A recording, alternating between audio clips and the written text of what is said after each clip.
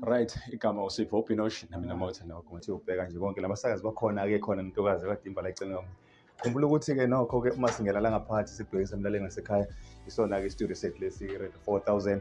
Uyakhumbula-ke njengoba sibona-ke umsakazi wethu umdlala uMamdimba amene noma laphana uTP uyosishayela laphana eWise Up njengamanje khona lapha estudio. Kuhle-ke kudelile kuthethiwa abasakazi-ke bashintshashintshana-ke ngaso-ke le studio kwenza laphana ama-shows ethu ahlukahlukene. Khumbula-ke mina ngibamba laphana-ke ngolwesihlanu kusona iSport Hub kanti ngamasabatha-ke noma ngamgqibelo esonto-ke suke sikunezelwe ezemidlalo-ke kuba legama nqalebe mane ihora-ke sithi balezindaba sithi for the love of sport.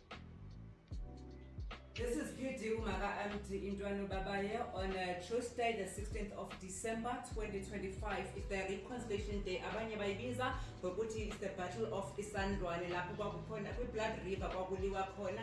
Ngizoba nawe-ke nje imizuzwana embalwa ngiphinde ngithi shelele. Uke namhlanje lokuthi kube usuku lokuxolelana kanti qala sasazi ngokuthi iDingani's Day amabhunu ashaya sibhuqabhuqa ngeibhamu thina siphethe imkhonto kwabonakala ukuthi lento iphehla udlame kwabe sekuyajikwa kwathiwa ke akube usuku lokuthi kubuyiswane Reconciliation Day sibiza kanjalo.